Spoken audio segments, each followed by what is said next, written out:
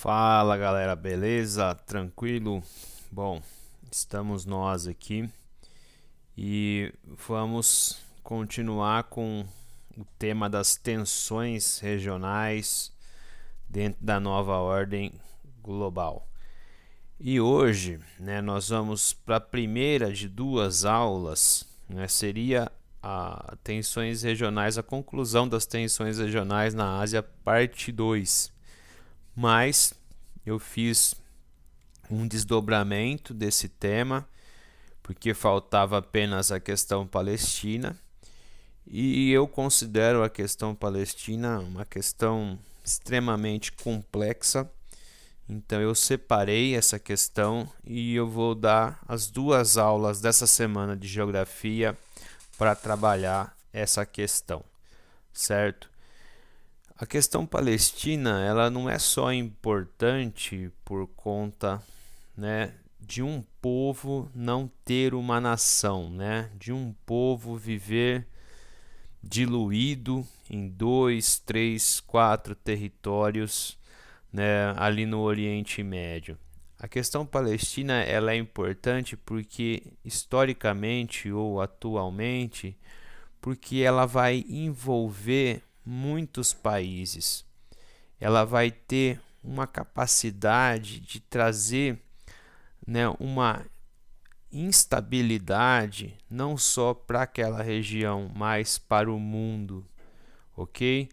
Então nós temos atores aí, que são transnacionais nessa questão, como judeus, certo? Então é importante a gente entender qual a diferença entre um judeu e um israelita. Então nós vamos fazer uma análise cronológica, nós vamos fazer conjuntural para tentar entender, como que nós saímos de uma questão judaica para uma questão palestina, ok? Então vou tentar ser sintético, não ficar me atendo demais a certos fatos, porque realmente é um tema complexo e necessita, de bastante tempo.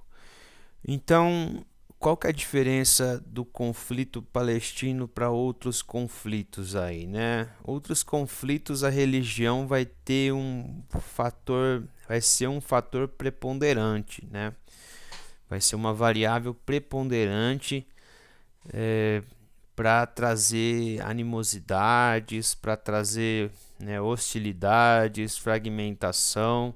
Aqui a religião não é o principal fator. A religião ela vai colaborar para algumas tensões, claro. Mas o principal fator aqui é território. É um conflito por terra e água, como dizem, E para os padrões do Brasil, a Palestina é um pedacinho de terra muito pequeno, certo? Mas nós não podemos ignorar a importância simbólica que aquele pedacinho de terra pequeno tem para três religiões, Para cristãos, para judeus e para muçulmanos, ok? Então é uma questão irresoluta, uma questão que não está resolvida e cada dia que passa fica mais longe ainda de se resolver, sobretudo se tem em conta a questão palestina. Então, a palavra questão ela envolve um problema. O problema palestino é não ter Estado e no horizonte não há, já adianto para vocês que não há, um horizonte viável de Estado para os palestinos, ok? Então vamos lá. Por quê? Os palestinos eles têm de lidar contra o poder de Israel e dos judeus em várias esferas. Então o israelita é o judeu que, judeu ou não, não necessariamente um israelita é judeu, podem existir outras etnias, mas que têm a cidadania israelita, certo?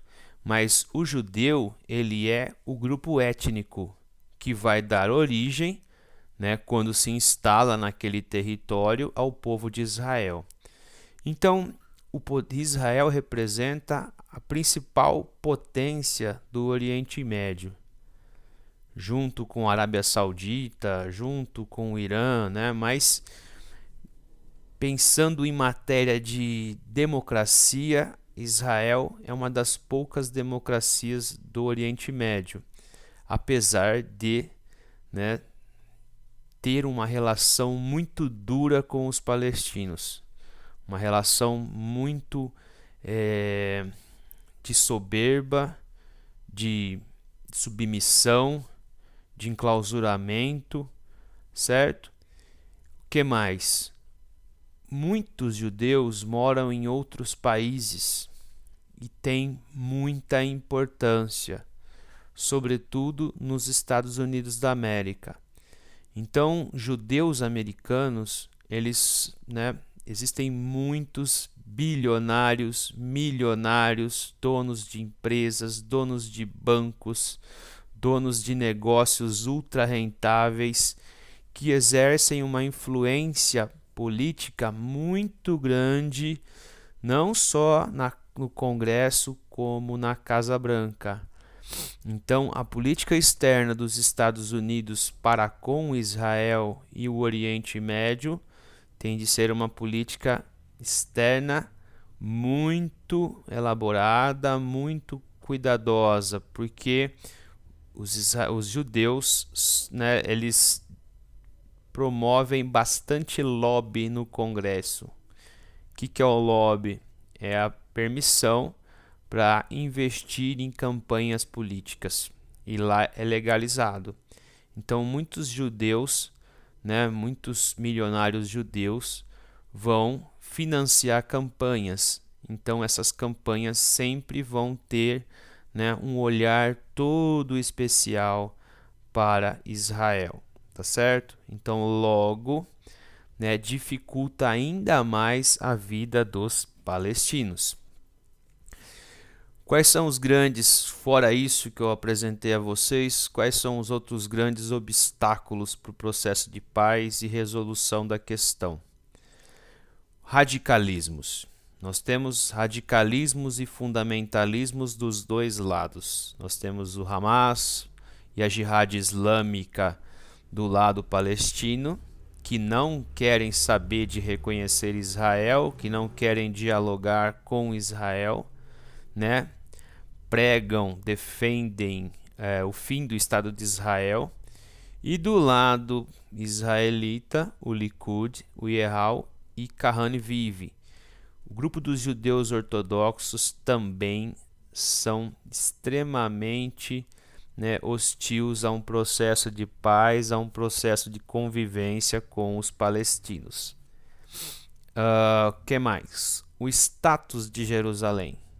É uma cidade santa para as duas nações, para os dois povos.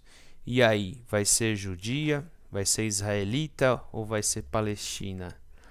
Ok? Ademais, o pior dos obstáculos ao processo de paz, ou os piores, né? Os assentamentos israelenses em território palestino. O assentamento israelense, eles representam como se fosse, para uma visão palestina, se colocando no lugar dos palestinos, os assentamentos representam como um câncer que vai crescendo e tomando, né, vários órgãos, várias partes do corpo. Então, cada ano que passa, né, os assentamentos israelenses em território palestino aumentam. Eles vão corroendo o já pequeno território palestino. Então, aos poucos, eles vão ocupando o território palestino e cada vez mais inviabilizando a constituição de um Estado palestino, ok?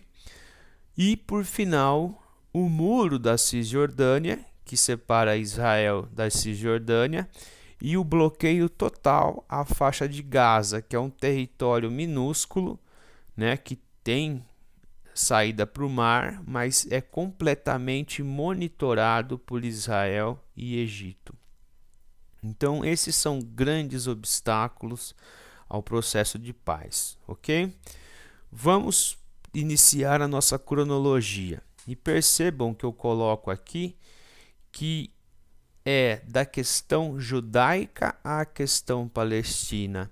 Então eu vou insistir com vocês, questão judaica, porque historicamente os judeus não tiveram uma pátria. Desde a antiguidade, a Hebreia foi ocupada por potências estrangeiras, tá certo? Houve, como nós vamos ver, a expulsão, a diáspora dos judeus. Então, os judeus sempre foram um povo estranho, né, vivendo em territórios estrangeiros.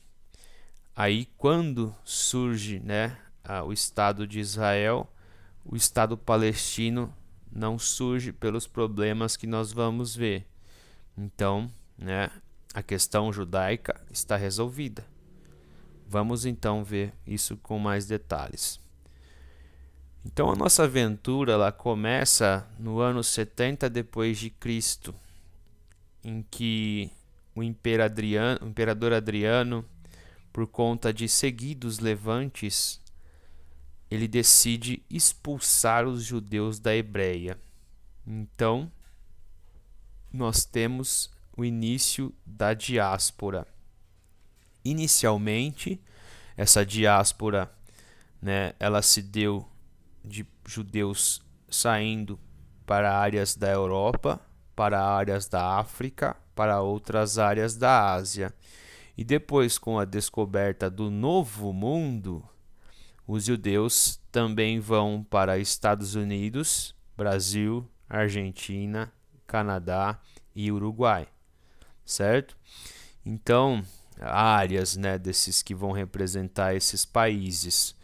Então, uma questão, né, que eu sempre faço em aula, mas obviamente que eu não tenho como fazer aqui, né, mas vou seguir o roteiro, em quase 2000 anos de diáspora, como que os judeus conseguiram manter a sua identidade, conseguiram manter o seu grupo étnico? E a resposta, primeiro de tudo, se dá pela religião, ok? A religião, ela é fundamental para entender a manutenção da religião e do povo judeu. Outra coisa, a endogamia. A endogamia representa que os judeus eles vão somente estabelecer cruzamentos dentro do seu grupo étnico. Se você recomendo a vocês, na Netflix saiu uma minissérie com 4 episódios rápidos chamado Nada Ortodoxa, e é baseado numa história verdadeira. Ele vai mostrar como funciona uma comunidade judia de Nova York e como uma moça que era oprimida por aqueles costumes, né, por aquele estilo de vida, ela resolve fugir e buscar a sua independência, certo?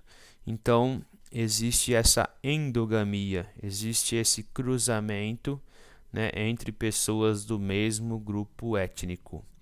E uma coisa, né, dando um gigantesco salto na história, vamos abordar a ideia do sionismo. Então, no final do século XIX, existiu ali um movimento dentro de todos os países europeus buscando afirmar, né, a sua identidade nacional, o famoso nacionalismo. Alguns estados eram eles estavam vivendo, né, algumas nações viviam dentro de impérios, e esses impérios desconsideravam a vontade de autodeterminação. Então vamos pegar, por exemplo, a Croácia vivia dentro do Império Austro-Húngaro, né? A Romênia vivia dentro do Império Austro-Húngaro. Nós não temos Alemanha, né? Temos uma confederação germânica, primeiro o Sacro Império Romano Germânico, depois a Confederação Germânica. Então nós temos dentro desse período do século XIX, né, por fim, o último quarto, um movimento internacional, né, em que intelectuais desenvolveram, né, nas universidades ou na literatura, desenvolveram essa ideia da nação, o nacionalismo. E no caso de Israel, eles tinham até, talvez, qual seria o termo mais correto? Alguns motivos a mais para desenvolver o seu nacionalismo, porque esses países europeus, eles tinham o seu território. Por mais que a Croácia fosse parte do Império Austro-Húngaro, ela tinha o seu território, né? Não era autônomo politicamente, né? Temos, por exemplo, como eu estudei, a história da Sérvia, que desenvolveu também, tem o seu território, busca mais território, mas os judeus não têm nenhum território, certo? Então, um intelectual de nome Herzl, Theodor Herzl, criou um movimento internacional de judeus chamado sionismo, ressuscitando a ideia do Estado de Israel como terra prometida para os judeus. E ele, de certa forma, tinha algumas razões, porque se você olhar para a história, sempre os judeus foram vistos mais ou menos como ciganos, com desconfiança, com asco, foram objeto da Inquisição, de expurgos, tá certo?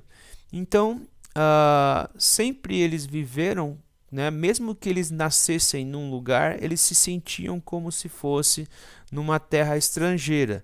Isso sem contar os pogroms russos e, obviamente, o Holocausto nazista, certo? Então, essa ideia da busca da terra prometida entre os judeus, ela vai começar, né, muito forte no final do século XIX. E por que essa ideia vinga? Porque muitos judeus ricos de vários lugares do mundo vão contribuir para isso.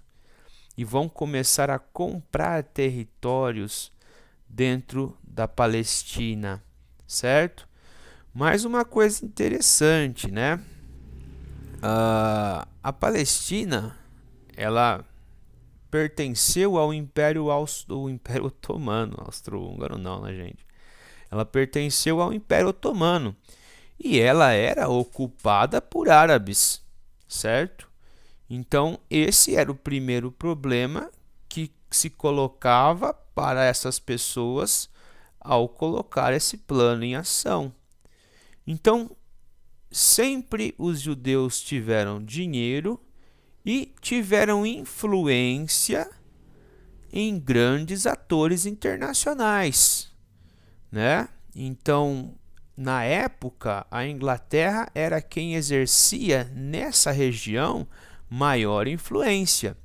Então, eles vão se aproximar, né, da Inglaterra para tentar cada vez mais, né, fortalecer a sua presença e viabilizar, né, essa migração de judeus para a Palestina, ok? Então, isso vai se dando desde o final do século XIX, período então que esse movimento sionista ele vai, né, negociar com o Reino Unido a compra das terras. Mas entendam que, né, a Palestina é ocupada por árabes, tá certo? Um marco importante, né, que nós trabalhamos na outra aula também, seria o final da Primeira Guerra Mundial. É no final da Primeira Guerra Mundial que nós vamos ter a formação das nações árabes modernas, a partir do famoso Tratado de Sykes-Picot. Foi o tratado que desenhou as nações como nós conhecemos hoje e desconsiderou, né, certas nações como curdos, como palestinos. Então existia uma espécie de protetorado da Palestina, né, que, né, cada vez mais tinham mais famílias de judeus chegando, mas, né, não era autônomo, não representava um país, ok? Veja essa foto, eu retirei do Estadão, né, do ano passado. Sempre tem esse setorzinho dentro do caderno Metrópole, um século atrás, né, dizendo do massacre de judeus na região que vai se constituir como União Soviética, entre Rússia e Ucrânia. Então, os judeus, eles sofreram, pessoal, sofreram muito ao longo da história. Mas aquilo que eu digo para os alunos, esse sofrimento que foi gigantesco, sofrido pelos judeus ao longo da história, não justifica eles, né, de certa forma, subjugarem, né, explorarem, ignorarem os anseios dos palestinos. Isso é, pelo menos para mim, bastante importante. Então, pensando, né, o fim do século XIX até o entreguerras, entendam que cada vez mais judeus se dirigem para a Palestina, com o apoio desse movimento sionista internacional. E aí, pensando, né, quando começa a Segunda Guerra Mundial e a perseguição em massa dos judeus na Alemanha e na Europa, então essa vontade de imigração, ela é cada vez maior, ela vai se potencializar. Quanto aos judeus que conseguiram sobreviver ao Holocausto, a maior parte desses judeus vai para a Palestina. E é aí que está que a Inglaterra, ao longo desses tantos anos, ela não consegue resolver esse problema entre essa chegada em massa de pessoas, né, e também saber lidar com os palestinos. Então ela tentava fazer um meio-campo, mas ela não conseguiu. E é no final da Segunda Guerra Mundial e o surgimento da ONU que literalmente a Inglaterra vai passar o bastão para que a ONU resolvesse esse impasse e assim criasse um Estado para os palestinos e um Estado para os judeus. E isso foi colocado em prática e lançado num projeto que é esse que vocês estão vendo aí. Então, logo no início da ONU, nós temos a famosa Partilha da Palestina, em que ela, num desenho, criou 2 estados, não projetou 2 estados. E veja que dentro do Estado árabe, ela estava Jerusalém. E Jerusalém, né, como internacional. Vejam que, né, geograficamente é uma coisa absurda, sem levar em conta a distribuição de terra, certo? Por que é absurdo? Você vai colocar, é igual a Alemanha Oriental, é igual Berlim Ocidental dentro da Alemanha Oriental. Você vai criar um enclave, o nome disso é enclave. Jerusalém, então, seria uma cidade internacional, um enclave dentro do Estado árabe, sem ligação com o Estado judeu. Só que Nem isso foi o pior. O pior foi a distribuição de terra. Na distribuição de terra, 56% da terra ficou com os judeus e 42% da terra ficou com os árabes. Eu acho que a gente tem que entender, analisar essa situação a partir de uma espécie de empatia, se colocando no lugar dos palestinos. Por quê? Israel vai aceitar rapidamente a partilha, rapidamente vai vir o reconhecimento internacional. Só que se coloquem no lugar dos palestinos. Os palestinos viviam lá, certo? E os palestinos vão ter que evacuar áreas para que, novas pessoas se instalem. É a mesma coisa da gente fazer uma partilha e ter que sair da nossa casa, não receber nada pela nossa casa e ir para outro lugar. Então, tanto os árabes como a Liga Árabe, formada por vários países, não vão aceitar essa partilha. E é aí que vai começar o grande impasse, né? Porque Israel se proclama o seu Estado é reconhecido e, começa o processo de evacuação de árabes de áreas que vão ser de Israel. Existe uma evacuação forçada, as pessoas tiveram que sair de maneira forçada. Então, o movimento sionista ele vai ter grana, ele vai ter acesso logo a armas. Então, a população de Israel ela vai se formar já meio que militarizada para defender o seu território. Não se esqueçam que em Israel todo mundo faz serviço militar, inclusive as mulheres. Os únicos que têm licença para não fazer serviço militar são os ortodoxos, ok? E aí nós vamos ter os países da Liga Árabe se voltando contra o recém-formado Estado de Israel. Então, na primeira guerra árabe-israelense de 48 e 49, Egito, Jordânia, Iraque, Síria e Líbano vão atacar o território de Israel. E acredite vocês, Israel vence, certo? Israel vence. E quais vão ser as consequências dessa vitória? Israel vai aumentar o seu território, vai abocanhar pedaços, maiores de terra do que aquele da partilha. E aqueles que ainda se mantinham refratários à saída vão ser literalmente expulsos do território. Então começa a diáspora palestina. E a diáspora palestina de início vai para onde? Vai para Líbano, vai para Jordânia, vai para Egito, vai para a faixa de Gaza e vai para Cisjordânia. O que a Liga Árabe fez? Temendo com que os palestinos perdessem o resto das terras, eles vão ocupar, a Cisjordânia é ocupada pelas tropas da Jordânia, e os egípcios vão ocupar a faixa de Gaza.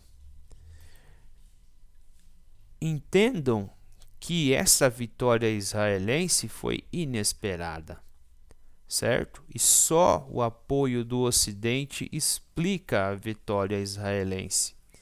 Sendo assim, cada vez mais eles vão perceber o que? Os árabes, que quanto mais anos passasse, mais difícil seria lidar com Israel.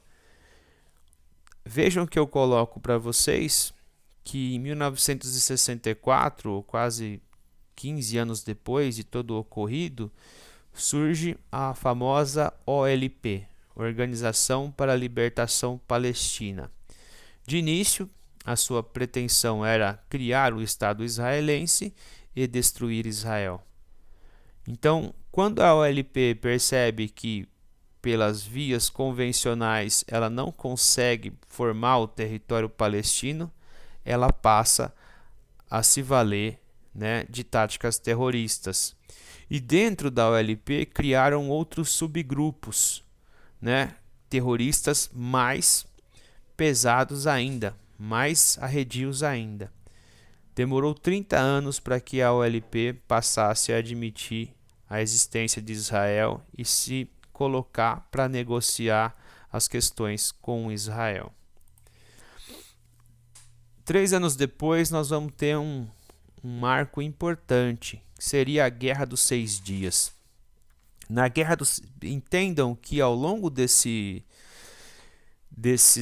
anos passados, desde a Primeira Guerra Árabe-Israelense, a intimidação dos árabes para com Israel era muito grande. Existia uma narrativa, né, de intimidação, uma narrativa de hostilidade, uma narrativa de confronto. Então, o que Israel foi fazendo? Foi se fortalecendo, foi pensando uma tática para cada vez mais reafirmar a sua posição dentro do Oriente Próximo Médio, né? Porque essa região ela é mais chamada de Oriente Próximo do que de Oriente Médio, ok? Então, em 67 acontece a Segunda Guerra Árabe-Israelense, que foi chamada de Guerra dos 6 Dias. Cirurgicamente, Israel ataca 3 frentes. Ela vai atacar a faixa de Gaza, a Cisjordânia, a Península do Sinai, né? São 4 frentes. Porque ali no mapa está a faixa de Gaza e o Sinai junto. E as colinas de Golã. Então, as colinas de Golã estão aqui, ó, onde tem a setinha. A colina de Golã, ela é importante geopoliticamente porque ela tem nascentes do Rio Jordão, ok? Então, ela ocupa essas 4 áreas, vence, né, a batalha com facilidade, com 6 dias, né? Ela vence a guerra em 6 dias e ocupa essas 4 áreas e, sobretudo, que área? Jerusalém. Ela vai ocupar, né? A gente tinha visto que na partilha metade, né, de Jerusalém pertenceria a Israel e metade aos palestinos. Ela vai ocupar as 2 partes. Então essa foto ela foi tirada no momento em que, né, o exército de Israel chegava a Jerusalém Leste, que era a área de domínio dos palestinos. Dali para frente, né, a hostilidade vai ser cada vez maior, ok? Vai ser cada vez maior. Em 72, tentando seguir aí com mais velocidade, em 72 nós vamos ter o atentado terrorista na Olimpíada de Munique, em que o grupo Setembro Negro invade a Vila Olímpica e chacina os atletas, né?